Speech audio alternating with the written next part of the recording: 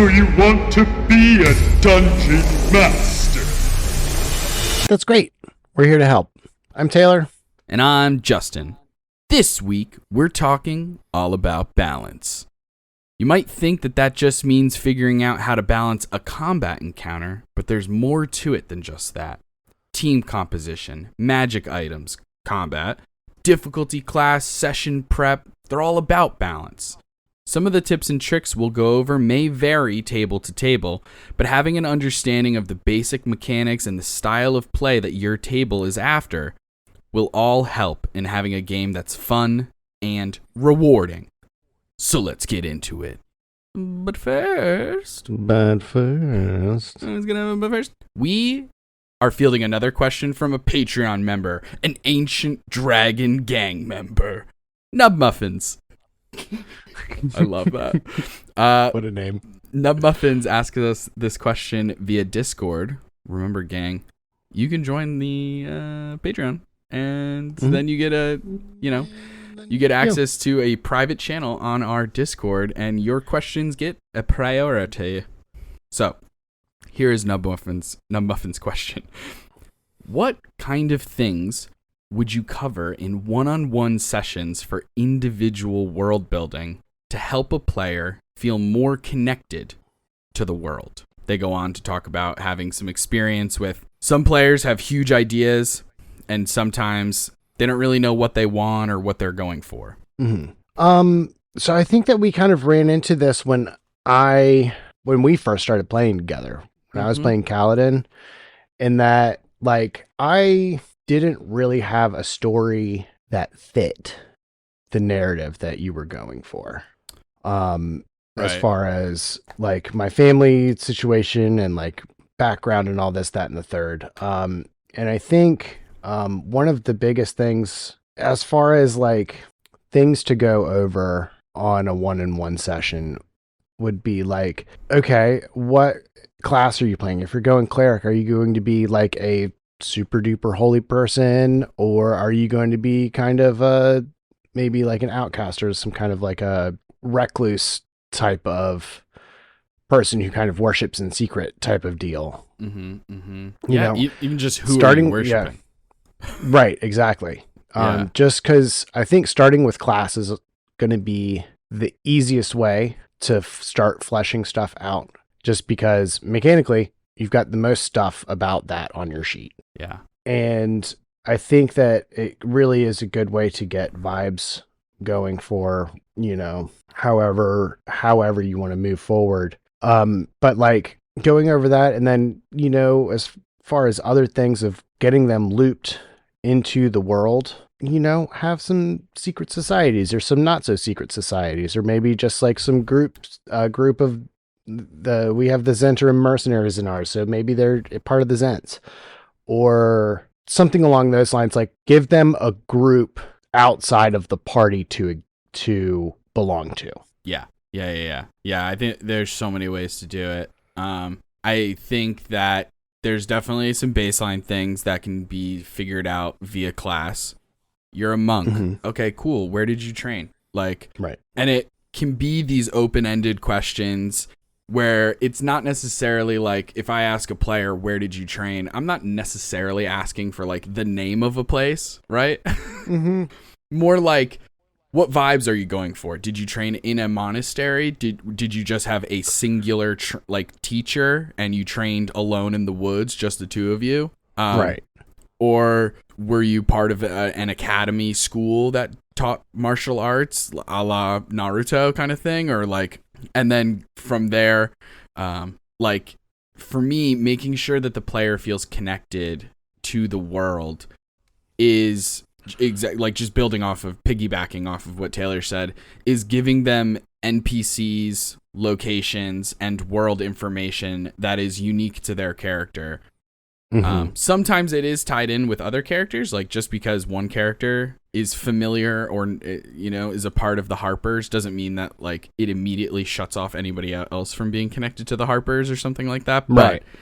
But I do want to definitely give them something that is incredibly unique to them, and sometimes it's just, hey, you used to be from this town that is definitely going to come up in the campaign, or you have a familiarity with this location because you did a mission there one time and or like depending on the character and like what they're comfortable with and stuff like that. Sometimes it could be like you have an ex who lives in this town or something. Or, different NPCs. You have a contact in this city. Maybe just giving them information of like, because sometimes, players come in, they have a little bit of a backstory idea, and it's, my parents were killed by a demon lord. And you're like, okay. I'll figure out behind the scenes which demon lord that is and how to connect them to the campaign and to the plot and stuff like that.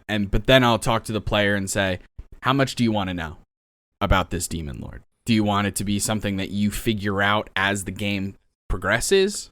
Or do you want to just know the name of this person from the get-go? And I'll leave it up to them right out the gate. Yeah. Yeah, I'm totally fine with doing either. Or sometimes they'll say something like, I have that background where like a legendary artifact was stolen from my academy or from my monastery or something like that. And it's like, okay, cool. You think that it was this group of sorcerers, evil sorcerers, named Tres Visuras, and then just introducing that name into their backstory so that in the plot, when Tres Visuras come up, that one character is going to have light bulbs light off and be like, oh shit, I actually know who that is. And it just, you could tell it feels good for that player to be like, oh shit.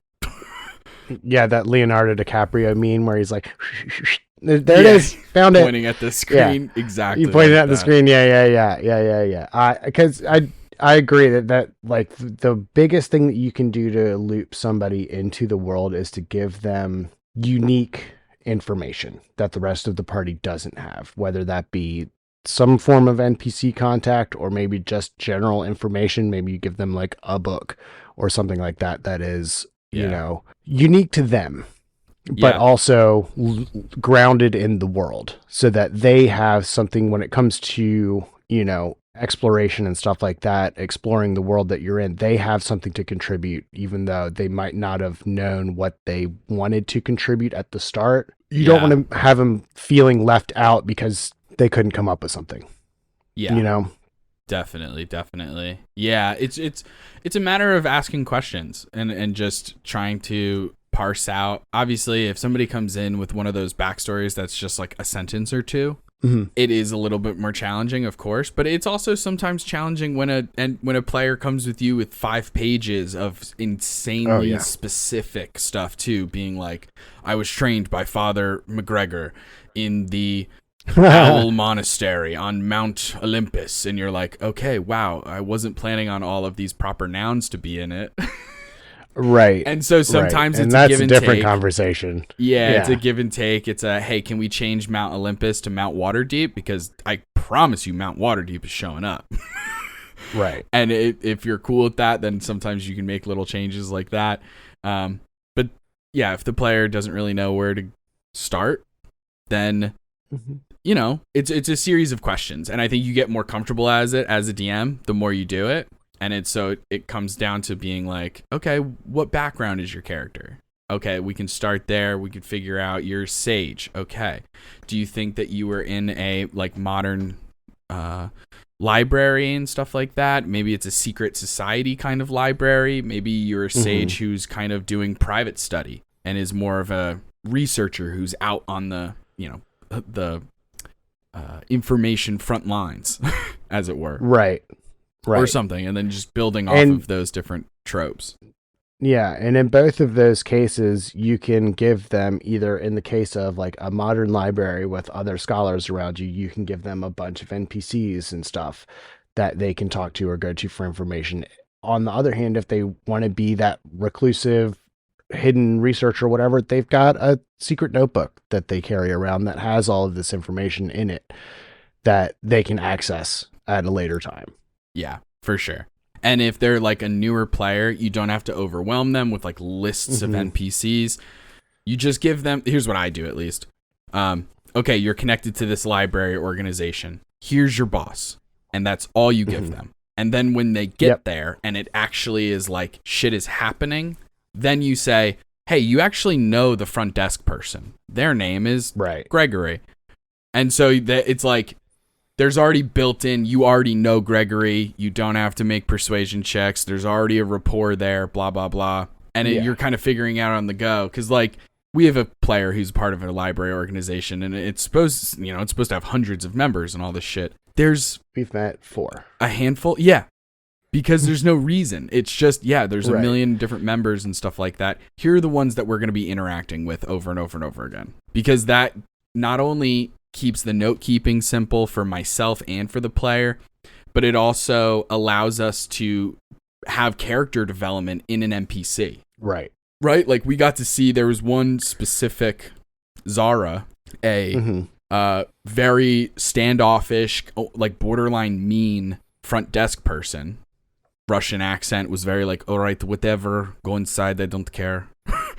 And then when the library gets almost burned down, we see a fight scene where she gets to do some of the most insane fight scenes I've gotten to describe ever, where she did like a misty I'm breaking the rules because she's an NPC and it was just a narrative scene, but she got to like essentially misty step or turn into like ethereal ghost form, put her arm through someone's chest and then become corporeal again. And it was just that like insane scene. Yeah. And now she's like this institution that she loves and is such a big part of her identity, as well as the player's identity. It's now they're insanely close. And now forevermore for the rest of the campaign, Zara will be nicer to Sunny. And it's so like there's so much growth just between this random NPC that we get to see once every 5 months. So those are IRL months too, not like in-game months. This is 5 months, maybe longer than that too. I know, seriously, but a lot of fun. You'll get better at it as time goes. Yeah. Yeah. But with that being said, let's get into the meat of the episode.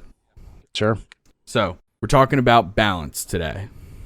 Yeah. When I say balance in a D&D game, what do you think of? Well, obviously my mind goes to combat first.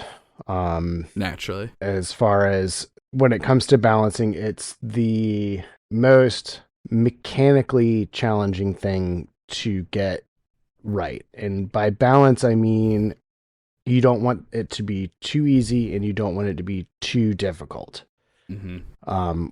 Like as in my mind, it really, we've said it a million times, it really depends on the table, but at my tables, I generally don't like to go for the TPK unless the players are like, on board with it. Yeah. Which most parties not cool with being TPK'd. Yeah. Yeah. So, so it's one of those things where the balancing to me is always going to feel more combat related, although there is so much more to the game than combat that also needs to be balanced. Yeah, no doubt. It's like making a nice hot stew. Got to get all the different flavors in there and let them all simmer and marinate together, and you can't have it not too salty, not too sweet, not too acidy. Got to get all those good flavors in there that are all mixed together and nothing's overpowering another thing. Yeah, absolutely. And it's important to know that most of the time, yes, balance is referring to the mechanics of the game. Because as much as I would love to just continually use D&D as a storytelling medium, it does have the guidelines of a game that has mechanics and rules, right? Right. But so while balance can mean just making the game not too easy, not too hard, like you're saying, there is also a million different other ways of balancing the game that are going to depend on the table. How much role play do you do versus combat? The balance of that. How much of your role play is hilarious comedy goofs, slapstick, and tears running down your face, drama intensity. You know what I mean? Yeah, like that's another big balancing point that depends on the table. Some tables are going to have it more than others. Yeah, absolutely. And it's based on vibes and stuff like that. But it's all vibes. So that's kind of like a baseline idea of balance, is that it in most discussions, like if you were to just go on Bing and type in D&D balance, 9 out of 10 articles are going to be all about combat, right? Yep. You're going to see a bunch of challenge rating calculators. You're going to see different articles on how to balance things, all kinds of shit about that, which is valid because it is the more technical side of things. It's definitely a little bit more challenging at times. But when you're doing what we're doing, like Taylor and I, where we're inviting different players to come play at our table and play different stories and different games, I say different games, but right now we're just doing D&D 5th edition, but still, it is different players each time, you know? Yeah. So you have to refine that balance of like letting people know, hey, for the most part, we're going to lean heavily towards comedy. The balance at this table for this game is like 70% comedy, 30% drama. So just a heads up. Right. Like letting people know ahead of time. And that was like the third sentence you said in session 0, something like that. It was very early on. I say it pretty early when it got brought up. Yeah. I want people to know ahead of time. Because I think that's a huge part of it. It's because there's going to be jokes, there's going to be laughs, and like I want people to participate in that. You know, I want you to be an active participant in the humor and stuff like that, you know? Because I think that also then plays into like the balance between rule of cool and rules as written, you know? Because like that also can be a balance. It doesn't need to be a binary. You know, often, especially at the actual plays, I lean a little bit like when we're out of combat, rule of cool all the way. When we're in combat, I'll allow a bunch of shenanigans, but there's some things that I'm gonna draw a hard line on. You still can't cast 2 spells in a turn. You know what I mean? Like right. And letting people know that's where the balance is. Whereas in some home games, I'm way more rules is written. And some of that has to do with the players, the level of optimization and broken ass characters I have to deal with. So I'm going to. So you're blaming us. Read the Yeah. Okay. I 1,000,000%. So if the rules don't specifically say that I can't teleport out of a wall of force, I'm teleporting out of that wall of force, baby. I'm sorry. Right. I'm allowed to get one over on the players every once in a while using the rules. Yeah. Yeah. No, it was very true that it was just kind of one of those things where it's like, well, damn, you're right. Yeah. We can have a whole discussion about that. But yeah, that's gonna be on the bonus action somewhere down the line. Yeah. That last night's combat was heady. It was very rules. Rules filled. Yeah. There was a lot of sidebar discussions and looking up tweets from fucking Jeremy Crawford to back things up. Like, it was insane. But let's get into one part of balancing. And this is one that I find so interesting because this is a huge example of the D&D having this storytelling capability while also being a game that has rules and mechanics. And that is team composition. Yeah. Because the beginning of all balance. Because it's one of those things where my knee-jerk reaction is always like I always feel a little tinge anytime I'm in a Discord server for a game and somebody says, hey, has anyone claimed Warlock yet? I'm going to play Warlock. And I'm always like, oh, okay. I'm fine with multiple people picking Warlock. Yeah. But that feeling that I'm feeling is kind of coming from a roleplay aspect. Yeah. You know? Because, I mean, you can have 2 vastly different players playing almost the same character and play them totally different. Completely differently. And, you know, of course, the argument could be made that you could do warlocks in different ways, of course, too. And that's true for a lot of classes. That, you know, you can have the warlock who is Hexblade and is swinging swords and doing that. And then you can have the warlock like Fellis, who is very much spellcaster, backline, squishy. Right.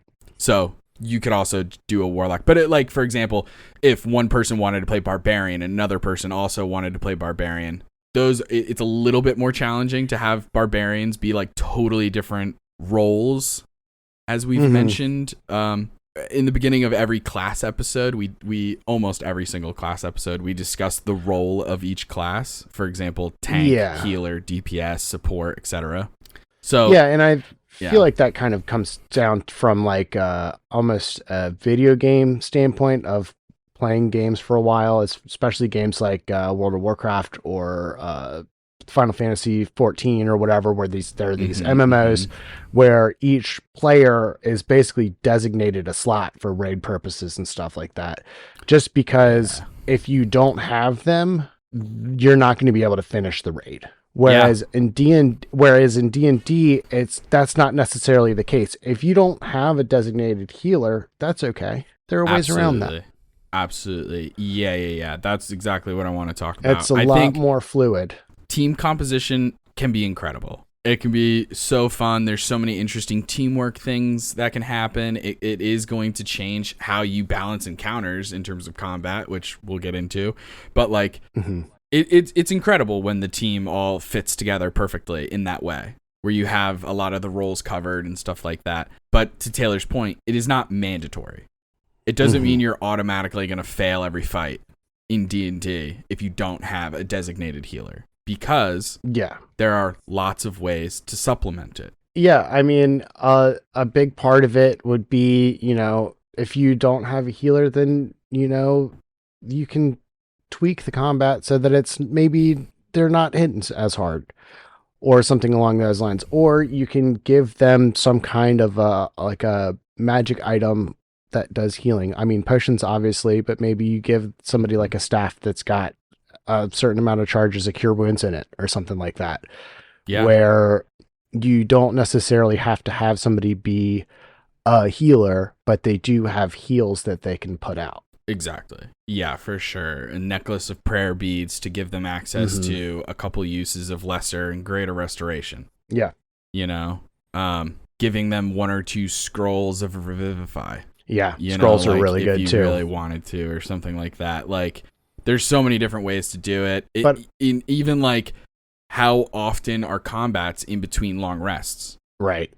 Like if there's not a designated healer and stuff like that, like the amount of combats that you do between rests also has a huge factor to play. Absolutely. But, on the other hand of things, like if you don't have like a designated cleric or something like that, and maybe you've got like a warlock and a fighter or stuff that has recharges on a short rest. Maybe you're doing a lot more short rests and spending a lot more hit dice rather than doing long rests and getting spells back. Yeah. It really is one of those things where like party comp can cut both ways. If you have those people that are all, short rest refreshers, that campaign is going to feel a lot faster in game. Just because they're not going to be taking long rest and sleep in every 2 sessions. They're not going to be taking a whole sleep. They're going to be like, okay, cool. We're going to sit down for an hour and then, all right, we're back on the road. Let's go.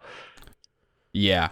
And like, I think it's interesting because like part of that will also depend on like how specific rules is written you want to get about hit dice. Very true. Which is just, you spend these hit dice and stuff like that, and then you hold on, I'm reading it right now. After a long rest, the character regains spent hit dice up to a number of dice equal to half of the character's total number of them. For example, if a character has 8 hit dice, you regain 4 hit dice upon finishing that long rest. Right. So that short rest thing will definitely work a little bit, and then eventually long but it's not going to be necessary. perfect. Yeah. That's just another example, is like, how harsh are you being about stuff like that? That's going to change things. And then like some other interesting examples other than just like lacking a specific role like a healer or something like that is and these are things that I've encountered, is what if there isn't a party member who does melee? What if like all of the players kind of are built for range? That is an interesting thing to overcome. Obviously, you can design combat encounters around it and stuff like that. You can also, what I have found is you can also supplement that with magic items and different like boons and That's what I was going to say. Yeah. I mean, the easiest way in my mind would be give them, if they're a spellcaster, give them a weapon that's going to be usable with their spellcasting modifier. Yeah. As opposed to strength or dex. That's a quick way to make it so that they're still viable in close range. Yeah. Absolutely. Give them armor that doesn't, give them better armor, maybe some +1, +2 stuff, so that if they do find themselves up in front line, they're not going to just immediately get murdered because they have no AC. Yeah, 100%. Another thing is, what if no one in the group is very good at a particular ability? So the example that I gave was charisma, but I've played in another game where no one was very good at intelligence. And like everybody decided to drop intelligence, because even when you make character creation during like session 0 or early on or something like that, not everybody is like, sometimes they'll send it to the DM, but they're maybe not sharing it all with each other. So not everyone is like, hey, I'm dumping intelligence, and everyone's like, oh, so we're all of us. And then it's one of those things where it's like, well, none of us are wizards or artificers, so kind of, and then it's like, oh, okay. Any time that there is investigation, history checks, arcana checks, like the whole like that, team is like begging for double digits. Right. And it's like, oh shit, okay. So in what I've done, and let me know if this sounds crazy, I just changed the DC expectation for those. Yeah. So I was going to say that. I was going to say another one that, because first and foremost, the players aren't going to see that. The players aren't going to see the DCs. So for the most part, not going to be seeing the DCs on this stuff. So it doesn't really, matter too much. So, but it could just be something as simple as, okay, it's written in the book, it's at a DC 20 intelligence check, they get XYZ. Just change that to a 15. Just drop it. Yeah. Make it so they don't have to crit on it. But another thing that you could do is give them the ability in their downtime to maybe train some of these skills, get proficiency in them, maybe get expertise in some of these skills, so that they're able to apply their character levels to this stuff, as opposed to just their intelligence modifier or whatever modifier. Yeah, that's a really good idea. That's a really, really good idea, is giving them proficiency and even expertise in some of the intelligence skills will offset the terrible intelligence score. Exactly. Yeah. No, that's huge. Another thing that you can do, and I've done this before, is I usually do it when there's specific story reasons, or if like the player has done some really interesting or cool role play, is I'll ask for checks with advantage, just to hedge their bets slightly.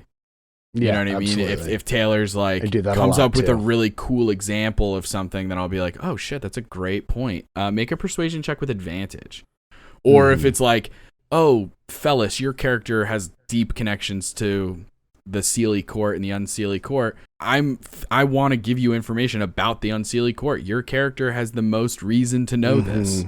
Make a history check with advantage.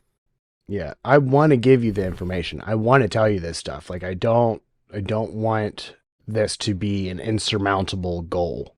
Yeah. And it's like, obviously there are going to be instances where you're going to want to hide some stuff, or make it very difficult for them to reach, but it should always make sense story wise as to why it's so difficult.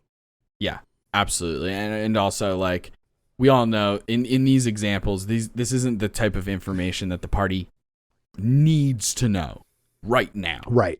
Because if that's the case, you shouldn't hide it behind a dice roll unless the DC is a 1. Where it's like, oh, and nat 1, that's all you needed. Perfect.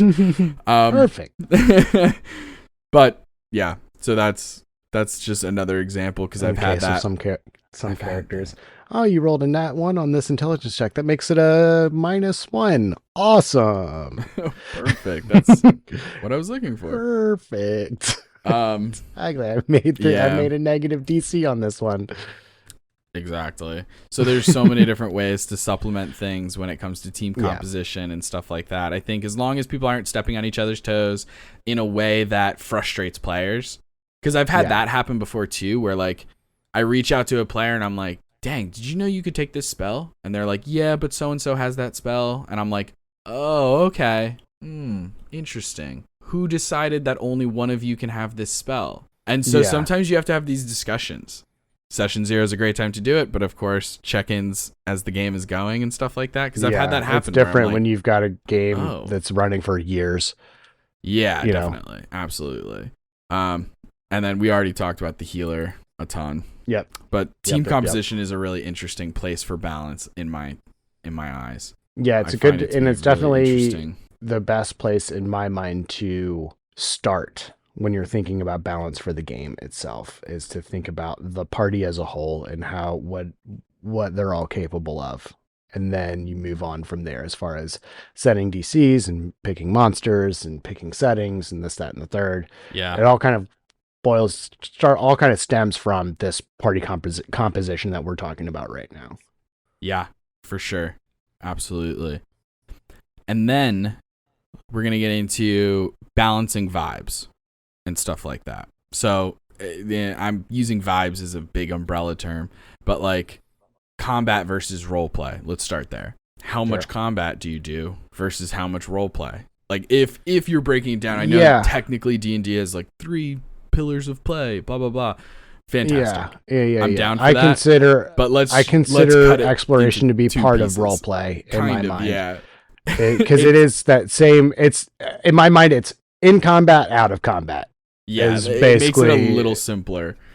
So we'll just consider combat versus role play. How do you balance this? So this is very table dependent, or very I would say experience dependent, in that it's a lot easier to balance combat than it is to balance a role play segment. When you're thinking, because first and foremost, what I first said was, it's table dependent. Some tables like more combat, some tables like more role play. That's going to be, one of those things that comes up in session 0, or should come up in session 0. But from a DMing standpoint, because all the mechanics are so laid out right in front of you for combat, it's a lot easier to balance encounters and different combat situations and resource drain and stuff like that using combat versus roleplay, because combat is very structured. You have this set of rules that you can go by, whereas in roleplay it's a little wibbledy wobbledy, little loosey goosey. That's true. That's definitely true. Yeah, like okay, you rolled an 18 on your persuasion check. What does that actually result as? Exactly. I agree. It's not just hit or miss. It's and I know that I, as a young baby-faced DM, relied on combat a lot when it came to making sure that everybody kind of had their moment to shine. And then as I got a little more comfortable, that kind of slowed down and changed a bit. We wound up finally having sessions where there were no combat. So I know that we had a few sessions before I stopped where there was no combat the whole session, whereas up to that point we were having 2 or 3 a session. Dang. Yeah, because I mean it's just all the numbers are right there. There's beautiful, pretty numbers that are like, okay, if you hit this, you hit this thing. For sure. Yeah, absolutely. It can definitely be a little more cut and dry when it comes to combat, because that is the portion of D&D where the rules are, for the most part, straightforward. Yeah. Yeah, for sure. Figuring out how roleplay scenes work out, and especially when mechanics of them get involved and stuff like that, there's a level of prep that goes into that. There's a level of like understanding the NPCs and the world building, and like how much an NPC is willing to do in certain situations and all this kind of stuff. Last night before the combat kicked off, I had an NPC and they were talking and everything like that. I had an idea of, if combat never kicks off, here's what could happen. Like, here's what she's willing to share, here's what she knows, and here's what she wants in return. And then combat kicked off for a handful of reasons, but but then it got to a point of the combat where I was like, this is just going to be another 45 minutes of me hitting them and them hitting me back, and heals all around. No, it was one of those times where like all the big bad's enemies were like, or not enemies, minions were down, and we had finally gotten to the point where it's just us 4 versus the big bad. And Yeah. we were laying the hurting. And it kind of made sense. Like, I honestly, as my next turn, was going to try to plead with her to stand down. Yeah, Because which we is had gotten to that exactly point. what she ended up doing, because it was just it Yeah. was kind of just like a quick fucking like Jimmy Neutron math equation in my head of being like, Right. I could probably last another like 4 rounds maybe, like, because I know Cal spent all of his channel divinities. I know there's might be a couple more big spell slots and stuff, and like some smites and different things down the line, and maybe some interesting spells to incapacitate me or whatever. But I still had some legendary resistances left. I still had a lot of ways to heal myself. Yeah, I mean, that legendary combat could have actions, gone like, on for a while. Yeah, it was like if she did more damage per hit, I would have kept going. But realistically, she just wasn't doing that much damage. And then Cal and Dirta surround her. You guys have insanely high ACs. Yeah. And she's a very intelligent character.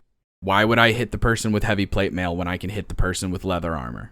It just doesn't make sense. Yeah. You know what I mean? Like, so I'm gonna hit this person instead, actually. But then, like, yeah, it just got to a point where I was like, oh, okay. It genuinely doesn't make sense for her to fight to the death. She doesn't want to die. Yeah. She knows she can't win this fight the way that things are going. She doesn't have any ability to truly escape. Otherwise, I would do that. All right, let's make a deal. Mm-hmm. And I knew that she had, because I had pre-written the secrets that she had, this information that she had on her, I knew that it was at least, it wasn't just a open-ended, like a lie of her being like, I can tell you some secrets if you don't kill me. Right. Like, I knew that she could back that up. So it was a lot of planning before that. So that, I like prep. So that for me was like a lot of prep beforehand of being like, what does she know? What is she willing to share? How, like, what was a secret? She had a secret about Pop being so. She had a secret. She had a secret that kind of would appeal to each of you, right? Just in case. And then I already had the idea of her. The role play is going to be that she's all about Dirta and Fellis. Like, she just likes the two of them and is going to butter them up and stuff like that. And I thought that was really funny and interesting. They're just so snazzy, both of them, all the time. Love it. So that was a lot of fun. But when it comes to, and then there's also balancing the idea of comedy and drama, another table by table thing. How much drama you have, how much comedy you have. It's something that you're going to learn as you go half the time. You know what I mean? Like, because dramatic scenes, to me, dramatic scenes require a level of trust that comedy doesn't in the same way. Mm-hmm. You know? No, when I'm thinking right. drama, I'm thinking of those really hardcore scenes where, I don't want to give away Mythos spoilers, but like, let me think of something else, a different example. When a close NPC stabs you in the back. Yeah. Like, yeah. To have that meaningful dialogue and that like intense moment of think of Crown of Candy with Brendan Lee Mulligan. Like when they're on stab Amithar in the back, that whole monologue that he gives and stuff like that. To do that, I mean, you're looking at Lou's face and he looks devastated by it, almost to the point of like he looks exhausted. Like he just looks like the energy has just been sucked out of him. And that in my opinion, that requires a level of rapport between the players. It definitely does. Well, because I mean, at the end of the day, when you're looking at it, comedy is jokes. If you say something in a lighthearted tone and it doesn't fly, you can go, oh, well, I'm sorry. It was just a joke. I didn't mean it or whatever, if it was something along those lines. But when you're in a dramatic scene like that, there's no levity of, oh, I'm just kidding. No. I just stabbed you in the back. Yeah. I just betrayed your whole personality, basically.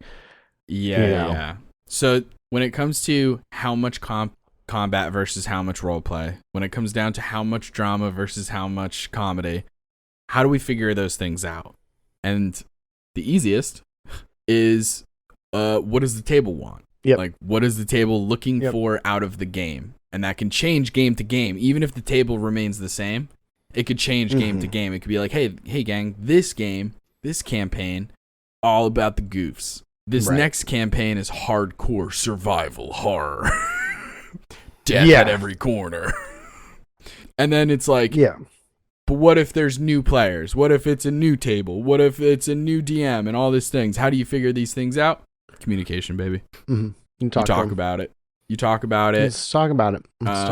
Just especially like we were saying right at the top of this, Justin brings up the topic of drama versus comedy within 3 sentences of starting session 0.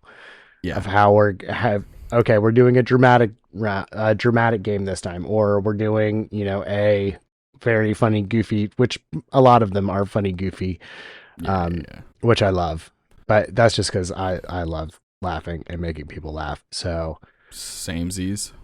Yeah, for sure. I agree. I think that it's during session 0 is obviously the best time to do it. Because I go into these with a lot of prep before we even start session 0, I've already prepped things out a lot. I let people know pretty quick into session 0, like Taylor was saying, like almost immediately. I'm letting them know, hey gang, this is going to be like an 80-20 in terms of comedy versus drama, or like 60-40, 70-30, this or that or whatever. That way it also helps the players have an understanding of what to expect. It sets those expectations. It can help them navigate their own backstory writing. Instead of my family was killed by orcs, maybe my family got trapped in a balloon. I don't know. Like, oh, we're doing comedy? Got it. Like, my family was victim of Honey, I Shrunk the Kids, and they live in the forest. In the lawn. They live in a small little bubble. Yeah, like it could be silly because they know that's the vibe. And then there's also they were abducted by clowns. Then there's also just regular check-ins, because sometimes, especially when you have new players who are new to the game, not just new to you, but new to the game, it depends on their experience with any kind of game and shared storytelling. Like, obviously, if they have experience doing improv, or if they have experience playing role-playing games of some sort, then they might have some experience, maybe not D&D experience, but something that is at least related. But sometimes they don't, and your tastes change over time and stuff like that. So having check-ins and being like, hey gang, how do we feel about the level of combat that we're having? Is it too much? Is it not enough? How are people feeling? The hard part is like when the table disagrees on stuff like that, but you're going to get that sometimes, trying to appease to everybody is always going to be challenging no matter what it is, whether it's D&D or not. Yeah. Trying to please everybody is going to be, is always tough. Just because, you're never going to be able to please everybody. And it definitely, as the game progresses, especially if you started the game all jokey, happy, fun, sunshine, doesn't mean that the end of the campaign can't be super high dramatic, the world's gonna end and like there's no more time for jokes type of deal. It kind of just, as the story plays out, it changes over time. And also, like Justin was saying, with new players, sometimes they don't even know what they want. Sometimes they don't know that they want, like, if they have this idea of super serious D&D role play in their head of how they think that it's supposed to be, they may have never experienced a table of experienced players who just want to, escape and joke around for 2-3 hours. Absolutely. Yeah. I've definitely found that. Yeah, it's another thing when you're the DM, you can let players know ahead of time and stuff like that and kind of give them some heads up and things. Like, even when I'm playing with new players, I let them know, like, my comfort zone and my strength is humor. Yeah. Like, it doesn't mean that I can't, and I probably will. Like, maybe that we'll do something in the future that's, like, more hardcore and stuff. I have a setting for it. But there will still be jokes and stuff, because I think that that's still very important and fun. It also just makes it like in my opinion, this is for me personally, but like when things are lighthearted and funny and silly and stuff like that, it also just makes the work less work. Absolutely. You know what I mean? Absolutely. Like- I'm much more comfortable improving jokes than I am trying to improv something serious. Oh yeah. Definitely. And like one of my favorite things to do, speaking of drama and comedy and stuff like that, one of my absolute favorite things to do, and this is overall, this is a comedy thing. One of my favorite things to do is to, like, I had a player who was like, she plays a warlock, and her patron is Asmodeus, the king of the nine hells, the lord of lies, prince of deception, right? Mm-hmm. And when she leveled up to the next level, she had just gained Eldritch Invocations, level 2. Mm-hmm. And so I was like, as you level up, your eyes glaze over black and you find yourself in a pit of darkness. You feel the heat rising in the room. And as you open your eyes and begin to see again, you see sitting across from you at a table, the king of hells. 13-foot tall, massive black horns, and he leans close over to you and he says, "So what do you think? We'll share an appetizer? Does that sound good? I think we'll just if you get French fries, I'll have some." That is my fucking favorite thing to do. Is to start off so dramatic. Things are leading to death. Things are so hardcore, and then to just immediately break the tension with like the dumbest thing. Yeah, God, I love that. I love subverting expectations. It's it's one of the easiest forms of comedy, just because you can, as long as you come up with something that's not what the player expects, you'll get a laugh for the most part. Yeah. Absolutely. I did it with Madam Musk in Sphinx City a couple times, where it would be like Madam Musk, how old are you? What was this? And she's like, "Oh, well, it goes back how old am I?" Just like, I don't know, it was so funny to me. But okay. Yeah. So that's kind of the vibes. It's going to change by the table. Vibes balance. Have communication. Roleplay. Yeah. Let's get into the crux, the notorious beast that must be conquered. Yeah. So, and it's one of those ones that everybody talks about, and there's a million different things that you can look at and read. As far as balancing combat, you're going to be doing a lot of this trial and error. It really is. Like, there's no one way of balancing combat.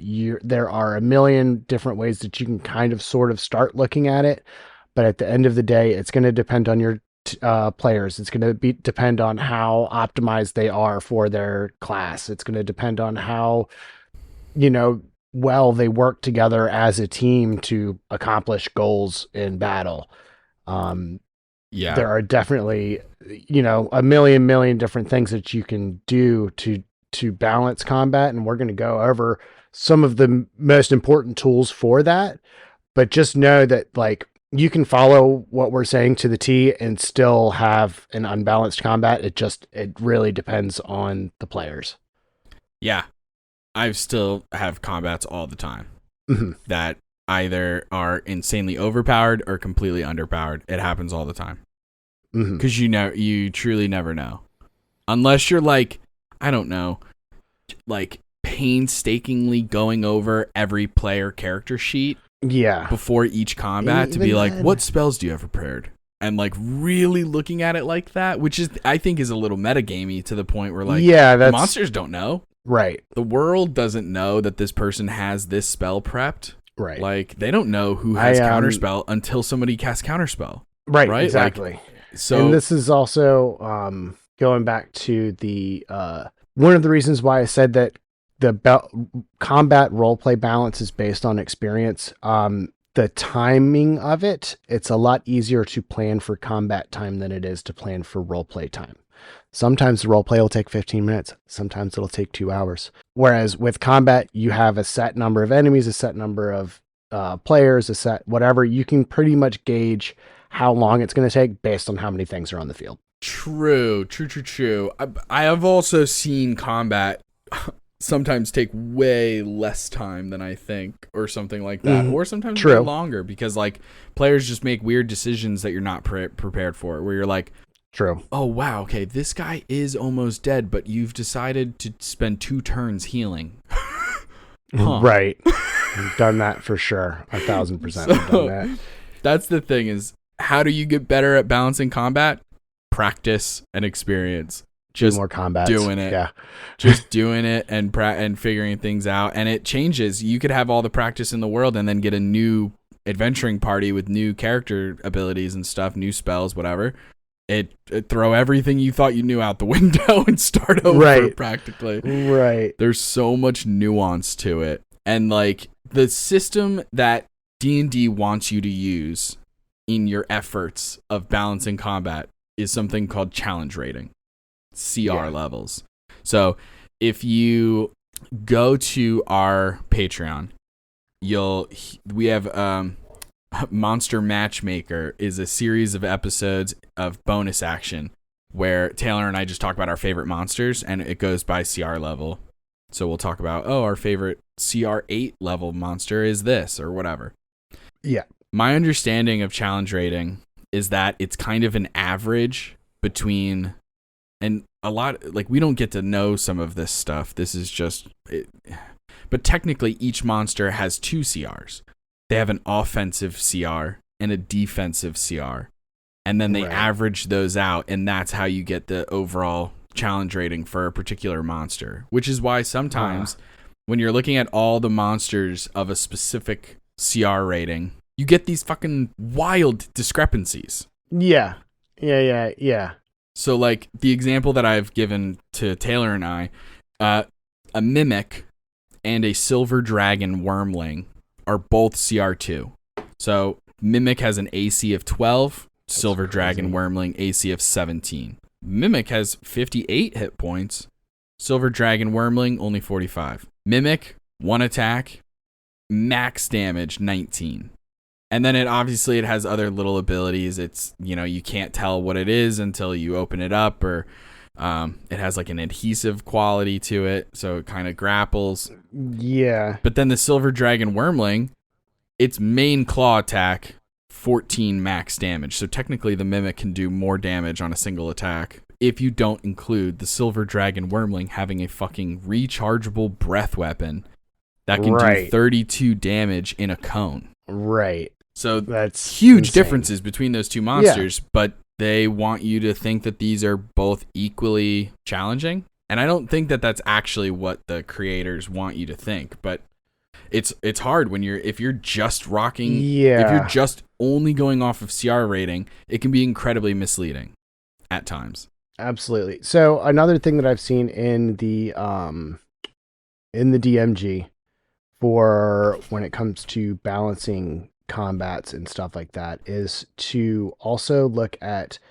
each monster has a XP bonus, like a theoretical experience points that you can get from this monster. Yeah. It's based off the CR, obviously. But there are ways to calculate, okay, well, on a given day, a party is supposed to experience X amount of experience points per day as far as monsters are concerned. Like, and it also includes role-play encounters and stuff in that, and how to do all that for XP calculation. We're not going to get into that because we almost exclusively use milestone. Mm-hmm. We exclusively use milestone leveling because it just makes more sense. It's just easier.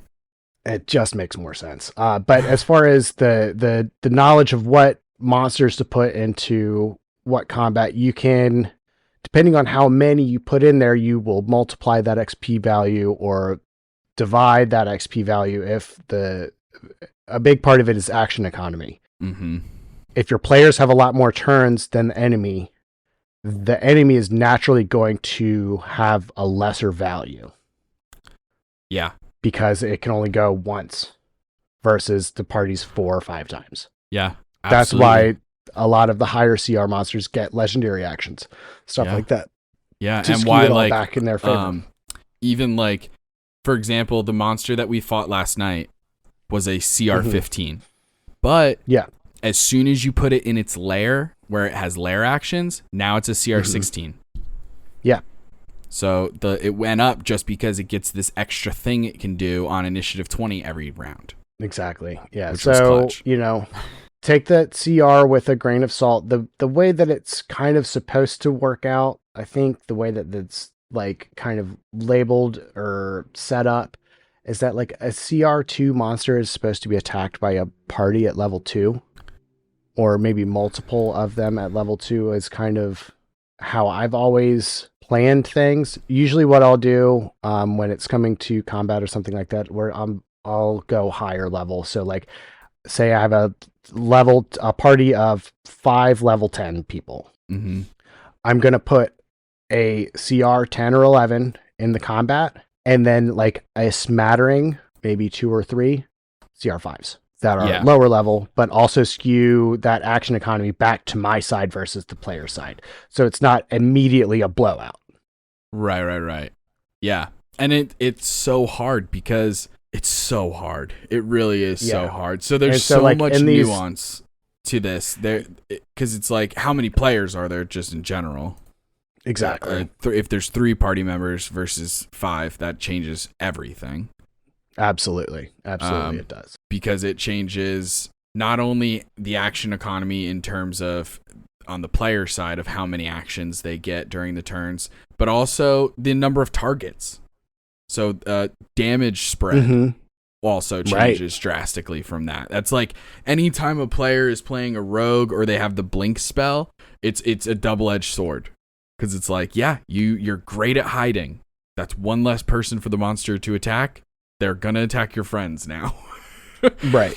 And then there's also just like, it's just twofold, but the experience of the players in terms of how familiar are you guys with D&D and combat and shit like that, and optimization of the characters. Yeah, definitely. That changes things. If I take 5 brand ass new players who have never played before and put them at level, let's just say 3, versus the players in my home game and put them at level 3, that's 2 different things. Yeah. You know what I mean? If we were to like, take that's our 2 party different down to things. level 3 and have us run combats again, it would be a totally different thing, because we're all 4-year veterans of these same kind of, of these mechanics, to where I feel like I could even go completely different class and still be able to stomp anything at level 3. Yeah, it's insane. It's totally insane, like how people build their characters and like what they're putting together and stuff like that. And that changes so much. Then you can take into account team composition, because that'll change things slightly depending on how it's been supplemented and stuff like that. Which spells did you choose? That could change how a combat fizzles out. Like, sometimes you have the perfect spells for things. Oh, you have banishment and you're fighting things that are from other planes. Wow. Okay, see ya. That changes things, because now it can never come back as long as you maintain the concentration. We talked about action economy, and also playing into action economy, there's also, do you have allies fighting with you? Yeah. And then, like Taylor said, the number of enemies, like if you're fighting a horde, and it changes things. Going to the topic of allies, just one of these little tricky tips and tricks that we're always bragging about at the end of the episode. You don't necessarily have to restrict the CR of a monster to your party level. If you do throw something higher at them, you can give them friends, give them allies, make that action economy work for you. Like you can, at that point, rather than, and the way that Justin and I have both done this type of thing is like, okay, cool. Everybody on top of your player, you're also getting another character sheet for an NPC. So now instead of having 4 level 10 people, you have 8 level 10 people that are now fighting this ancient red dragon or whatever the hell you want to throw at them. Mm-hmm. Yeah, absolutely. Because action economy plays such a big role in combat. It's like out of all the things that play into combat, action economy is the biggest one. That's why there's huge. So many important rules about things like spell casting. You can only cast 1 leveled spell per turn for action economy purposes. Even with quicken spell, you can still only cast a leveled spell and a cantrip. Yeah, Absolutely. And because then it's just too broken to be able to do fireball twice in a turn or call lightning and then a fireball or something like that. Like it's just you can totally blow out the combat just from breaking that one rule. yeah, 1,000,000%. And then there's also magic items, which can change the level, like the party's level in a way. Mm-hmm. You know, how many magic items you give people. For example, like at the lower levels, how early are you giving them magic weapons? Because so many monsters have not magic resistance, but they have resistance to non-magical physical damage. So how early you give them magic weapons that can overpass that changes everything. Yeah. Yeah. Or, if we were talking earlier about the, magical resistance, whatever, or the in the terms of party composition, if you've got one person in the party who is doing melee based attacks, and then everybody else is a spellcaster throwing out eldritch blasts and fire bolts and shocking grasps and stuff like that, I almost would not pay attention to this damage resistance to non-magical bloody whatever, just for the simple fact that one player who's the melee class is going to feel completely left out because every damage that they're doing is all cut to shit. Yeah, it's only fucking with them. Right, exactly. So it's a bit of an equity thing too, of as far as that specific case of magical or non-magical resistance, stuff like that. It really, again, boils down to the table, boils down to the players as to how much I'm paying attention to that rule. Yeah, 100%. And then there's also the amount of resources that the players have available. Like where are they on the scale of between long rests or short rests, or did they just have an encounter? That can change things. Obviously, their CR levels, are going to change based on they just had a fight. They haven't had time to short rest. The fighter does not have second wind back. Like those kind of things obviously will change things also. Because I remember I made a back in the early days of our TikTok. I think it was on Instagram specifically, but I made a post talking about, it was when you guys had fought that dragon in Pandemonium. Yeah. And you guys crushed it pretty easily. It was 2-3 rounds. And I made a silly post about it. It was a meme kind of post about when your party kills an ancient dragon in 3 turns. And somebody commented on it on Instagram and was like, well, then you obviously forgot to use legendary actions or forgot this or forgot that. No. And I was like, no. I didn't say this, but this is what I was thinking. I said, no. My table's just better than your table at D&D. That's the difference, is I have players who have broken the fucking game. It's different. And all within the bounds of the rules, but they are 100,000% broken. Every one of our characters is broken in one way, shape, or form. Yeah, absolutely. And it really just comes down to when I'm balancing encounters, I have to make them overly deadly in order for them to be a little challenging. But that's something that's unique to this group. I don't do that with other groups. So it changes case by case. And I do use online challenge rating encounters. A very specific one that I use is I never know how to pronounce it, but it's Kastark. Kastark. I have no idea. .co.uk and then /RPG/encounter calculator -5th, but whatever. And I don't think, and this is the most important tip, whether you use this particular site or not, the most important tip is just take this with a grain of salt. This is a starting point. So if it says the encounter is easy or medium, I know that I need to add stuff. If it says deadly, I'm on the right track.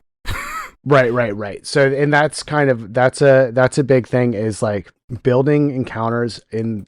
If you're going to use a tool like that, keep using that same tool or one similar to it, because the more you use it, the more you're going to be able to recognize what actually it's giving you, the data that it's giving you. 100%. If it's giving you something that's saying that this is an easy encounter, and then you throw it at your party and they're struggle bussing, then then you know, okay, cool. So an easy encounter will be something for an exploration time. And then, when it comes to the big bad, let's bump it up to a medium or maybe bump it up to a hard or something like that. Whereas, there are times when you're going to throw a hard encounter at your party. And I know I've personally done this several times, thrown these encounters that are supposed to be hard at my party I had it planned to be a resource drain, and it drains none of their resources because they just are that good. Where you throw this hard encounter at them, and then they are able to still overcome it with freaking cantrips and just regular attacks. Yeah, 100%. I just typed it in just now, our combat from last night, which you would say was a challenging fight, but not like I don't think at any point there was a lot we're going to die. No, there were a couple of times where Sunny had gotten close, but Deerson no and I, the two down. tanks, we were still A-OK peachy keen. Yeah. I think 100%. I was 100%. down 30 or 40 hit points maybe by the end of the fight. I think it wasn't even that much. Yeah, 100 for sure. I just typed it in 4 characters at character level 12, 1 monster at 15, or here actually it's 16 because it's a lair action. Right. And then 4 minions at CR 6. It is telling me, not only is it deadly, it is saying that you guys can handle 18,000 XP worth of shit. Yeah. That encounter is 48,000. Get absolutely demolished. So here, I'll just change you guys to level 20. Still deadly. So it's a joke. That's insane. So when I'm saying like use these calculators with a grain of salt, mountains of salt, my friend, islands made of salt. As much salt as in the sea. Like that's why I brought up using the XP as the determining factor, not the CR, just because the XP value of the encounter is going to give you a much more accurate picture of how much your party can take, and then continue using that same calculator so that you're getting the same results for XP, and then you will eventually find that sweet spot where it's not too easy, but not blindingly hard. Yeah. Exactly, because it'll actually help you find that blindingly hard spot. Because a lot of times, especially if you're dealing with experienced players, finding that upper bound is very difficult. Yeah, it absolutely is. It absolutely is. Like, the only way that I could have made last night significantly harder is if I had more spellcasters and more ways to do saving throw stuff. Because that's the only way that I can get around ACs. Right. Like, without that, useless. Like I considered it. I almost threw in a very specific monster stat that I have tucked away, that has multiple uses of counterspell. And that was you guys were fighting in a dining room. Imagine if I was counterspelling things left and right. Like, it would have been crazy. If 4 monsters all had counterspell, nuts. Changes the game. I was. So smiggity smiting. Yeah, there's all different kinds of things I could have done there. But yeah, this is just an example of like, I use this same calculator all the time, even though it's highly inaccurate for the sake of my home game. This is exactly what I want. I want it to not only say deadly, I want it to be like 20, 30,000 XP higher than what it says they can handle. Exactly. Because they're operating, even though they're level 12, it's more accurate for me to put like level 18. Almost, you know what I'm saying? Like, just because based on skill, based on teamwork, based on optimization, magic items, the whole 9, and the fact that 85 to 90% of the fights that we do, you guys are at 100% anyway. Right. Because I don't do a ton of resource drain. I'm gonna have to now that you guys are the further we go along, because it's gonna be the only way to make things interesting. But regardless, I use the same system so that I'm familiar with the crazy indiscrepancies there and stuff like that.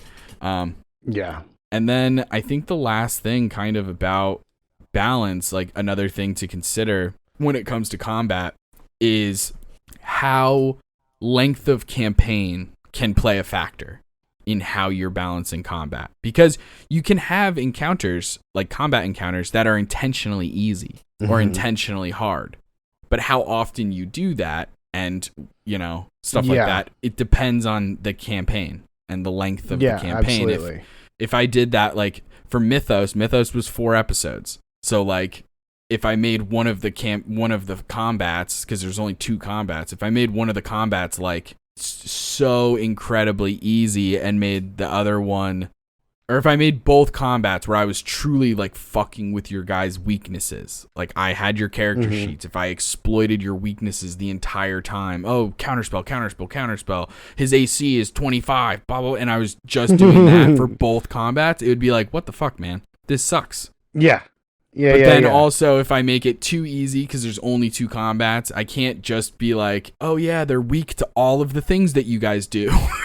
It's right. like, okay, well that's also a little silly. So it's, yeah, there are times you want to celebrate player strengths, there are times you want to exploit their weaknesses, but depending on the length of the campaign, you want to play with it a little bit. Like Taylor's character Cal is good at lightning. There's going to be times when you're fighting people who are immune or resistant to lightning. Yeah. But I'm not going to do that all the time because that would be a dick move. But every once in a while makes it not a dick move. Yeah, exactly. No, it increases that little bit of spice in the encounter. It makes it so that I have to come up with other ways to do damage now, other than just being able to, call lightning and blow up their face with a freaking lightning bolt. Exactly. It's the same with like, because I have 2 players who have insanely high ACs, sometimes I'm going to have monsters where they have to roll to hit, and that's just, it is what it is. They're just not going to be able to hit Dirta ever, unless I get nat 20s. And then there are other times where, hey, I'm throwing a lot of saving throws your way because I'm going to do some goddamn damage. Right. Yeah, and it's, the other thing about easy versus hard combats is if you're going to do easy combats, don't let them breathe. Like, this is one of those things where I have a lot of experience because I had a very combat heavy table. You can throw easy combats at them. Just don't let them breathe. Just, okay, cool. That combat's over with. All right. You're going to do a little bit of exploration. Cool. You found a key to go to the next room. Hey, you go into the next room. Guess what? Bam. Another combat. Oh, I see what you're saying. So there's not time to rest and stuff. Correct. To like completely undo all the stuff. Yeah, for sure. Yeah. And that's a really good way to, in these easy combats, like I was saying, they're super easy. So you're only getting maybe a turn or two of like a round or 2 of combat. But the fact that it's happening narratively within 10 minutes of the last fight, your players have not had a chance to kind of regroup, reset, do that short rest, get those hit dice back. So you're just going to slowly be ticking these resources down. And that's just, something that you got to think about. Like, I do believe that there is a time for roleplay and a time for combat, and like roleplay is a lot of fun. When it comes to like doing a dungeon crawl or something, I'm of the school of thought of like combat trap, combat trap, combat trap, combat trap, trap, combat. Like it doesn't stop until they leave the dungeon. Right. Yeah, definitely. I'm also thinking sometimes, and it depends on the length of the campaign and stuff like that. Sometimes it could be nice to have an easy combat that's just an easy combat, just so that your players can flex. Oh yeah. That's also a very good point. That's a very good point. Just to show off. Especially because you can, in a long campaign especially, you can do that kind of thing where it's like, man, remember at level 2 when you guys fought a bunch of orcs, how fucking hard it was?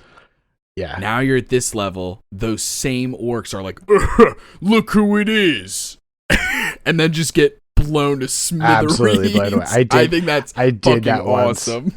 Yeah, I did that once because one of my players was like, his whole backstory was like his family was murdered by goblins, so he has just this blood feud against goblins. So like the first 3 levels were like going against a goblin encampment and dismantling them or whatever. And then they never saw goblins again until like level 12. And when I threw like 40 of them at them at one time, just because like I went on to the CR calculator and I was like, it doesn't matter how many goblins are here. I'm just going to see how many is going to be the deadly XP threshold for them. And it wound up being like 40, 45 or something like that. Yeah. This combat lasted 2 rounds. It was Yep. over in 2 rounds because it was just a bunch of little guys, and all of these players who, have been leveling up for a year and a half now are just able to absolutely unload, and it was not pretty. They went down bad. They all died hard. Yeah, for sure. All those It is- goblins died hard, but it gave that players that feeling of like, yeah, we're fucking badass now.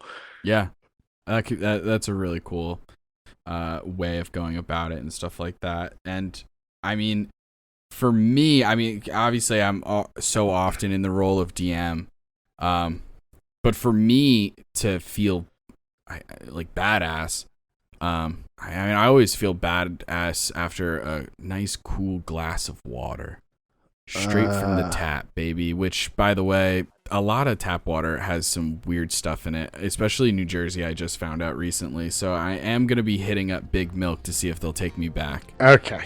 Well, I think that's all we can get into this time. You can find us at on TikTok, and wow. Big Milk, take me back.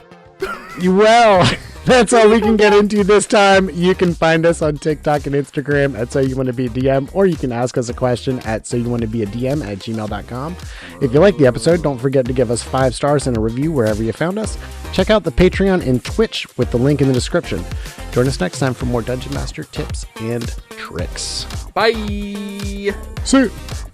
And now I have the honor of giving a shout out to the members of our Patreon gang. Lee, we can't wait to roll dice with you.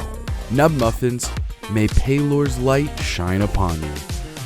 And there's Vanessa D, Talk Screen, and Tappy. If you want a shout out, join the Adult or Ancient Dragon gangs on Patreon. Tune in next time for more tips and tricks from So You Wanna Be a DM.